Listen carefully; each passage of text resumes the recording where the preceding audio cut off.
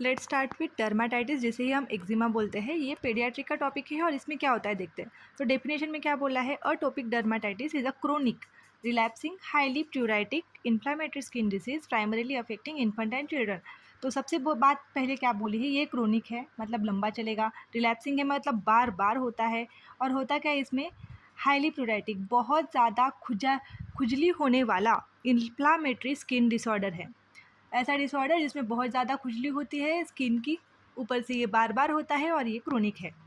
तो इसमें उन्होंने ना एक बोला है कि जिसकी फैमिली होती है, जिसकी फैमिली हिस्ट्री होती है, जिसमें एलर्जिक कंजक्टिवाइटिस या एलर्जिक राइनाइटिस हो या अस्थमा हो, तो उनमें चांसेस बहुत ज़्यादा होते हैं कि उनको डर्माटाइटिस हो। तो अब पैथोफिजियोलॉजी देख लेते हैं। तो एक स्किन बैरियर डिसफंक्शन हो सकता है, जो जीन, यहाँ पे जीन का नाम दिया है FLG जीन, जो कि मेंटेन करता है स्किन बैरियर को, वो अगर म्यूटेट हो जाए तो वो मेंटेन नहीं कर पाता स्किन बैरियर को। इसके चलते क्या हो जाता है, वाटर लॉस हो जाता है, स्किन में से वाटर लॉस हो जाता है, जिसकी वजह से ड्राई स्किन हो जाती है। तो ड्राई स्किन हो जाने की वजह से जो एलर्जेंस नॉर्मली इन्वायरमेंट में प्रेजेंट रहते हैं उसके लिए अपनी स्किन प्रोन हो जाती है, जिसकी वजह से वो एलर्जेंस डायरेक्टली अपनी स्किन को अटैक करते हैं।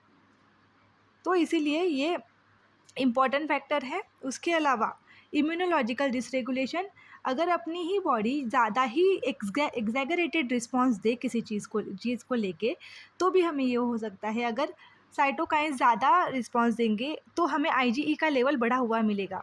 तो हमें ये इन्वेस्टिगेशन में मिलता है IgE का लेवल बढ़ा हुआ। उसके अलावा इन्वायरमेंटल ट्रिगर्स, कुछ चीज़ें जैसे कि स्टेफाइलोकोकस ऑरियस, हार्श सोप, वुल फैब्रिक्स, स्वेटिंग, इमोशनल स्ट्रेस, इससे ना ट्रिगर हो जाता है उसको। तो क्लिनिकल फीचर्स क्या है, क्लिनिकल फीचर्स ना एज के हिसाब से बांट दिए गए हैं। अगर कोई बच्चा 2 साल से छोटा हो, तो अगर वो 2 साल से छोटा होगा तो उसमें एक्जिमा कब होगा, 2 से 3 मंथ के बीच या उसके बाद में। तो वो कैसा रहेगा, एक्यूट इन्फ्लामेटरी रीजन्स रहेंगे, जो erythematous and oedematous papules and plugs रहेंगे, often accompanied by weeping, oozing and crusting. तो इसका ना सबसे ज़्यादा इंपॉर्टेंट क्या है पता है, डिस्ट्रीब्यूशन। तो जब भी वो इन्फेंट में होगा, इन्फेंटाइल स्टेज में होगा, तो वो चिक्स को अफेक्ट करेगा, स्काल्प को अफेक्ट करेगा, और जो एक्सटर्नल एरिया है ना उसे अफेक्ट करेगा।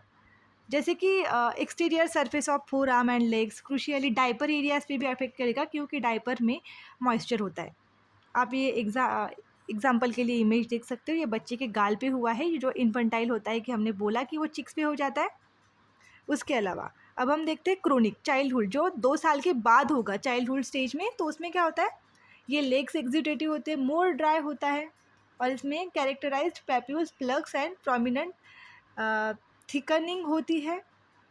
तो इसका डिस्ट्रीब्यूशन क्या है, ये जो डिस्ट्रीब्यूटेड होता है वो cubital fossa and popliteal fossa में होता है, मतलब जॉइंट्स के बीच में, क्यूबाइटल फोसा और पॉप्लिटियल फोसा के बीच में हो जाता है। तो इसको क्लिनिकल साइंस कौन से होते हैं, हमें कैसे पता चलेगा, मतलब वैसे तो दिख के ही आता है, पर कुछ क्लिनिकल साइंस है, जैसे कि डेनी मॉर्गन्स फोल्ड। ये ना अपने आँखों के नीचे ना एक फोल्ड तैयार हो जाता है, उसको डेनी मॉर्गन्स फोल्ड कहते हैं, और ये होता है मतलब फोल्ड या रिंकल तैयार हो जाता है। तो ये होता किसी की वजह से, क्रोनिक इन्फ्लामेशन चलता है ना, क्रोनिक है ना ये प्रोसेस, तो इसकी वजह से फिर पिट्रियासिस अल्बा हो जाता है, मतलब चेहरे पे ही हाइपोपिगमेंटेड एरिया तैयार हो जाते हैं कुछ कुछ जगह पे। और फिर ये दो ही याद रखिए, ज़्यादा याद रखने की ज़रूरत नहीं। फिर ना एक क्राइटेरिया है जिसके हिसाब से हम इसे कंफर्म कर देते हैं, जो कि हैनीफिन एंड रज का क्राइटेरिया है। तो इनमें से ना 3 मेजर सिम्टम्स और 3 माइनर सिम्टम्स फॉलो करने ही चाहिए। तो मेजर क्राइटेरिया में 3 कौन से मेजर सिम्टम्स होने चाहिए उसमें, एक होता है प्यूराइटिस, मतलब बहुत ज़्यादा इचिंग हो, बहुत ज़्यादा खुजली हो। दूसरा टिपिकल मॉर्फोलॉजिकल एंड डिस्ट्रीब्यूशन, मतलब उसका मॉर्फोलॉजी और डिस्ट्रीब्यूशन टिपिकल होना चाहिए। मतलब जैसे हमने बोला कि अगर 2 साल के अंदर होगा तो वो एक्सटीरियर सरफेस पे ज़्यादा होगा, और अगर वो 2 साल के बड़े बच्चों में होगा तो उसमें cubital fossa and popliteal fossa का इन्वॉल्वमेंट ज़्यादा होगा। तो वो उसका टिपिकल डिस्ट्रीब्यूशन हो।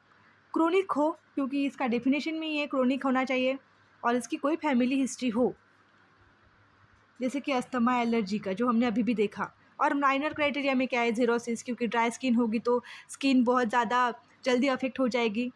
Pityriasis alba, Dennie Morgan intra orbital fold, elevated serum IG level, early age of onset, ये इनमें से कोई भी 3 हो तो भी हो जाता है।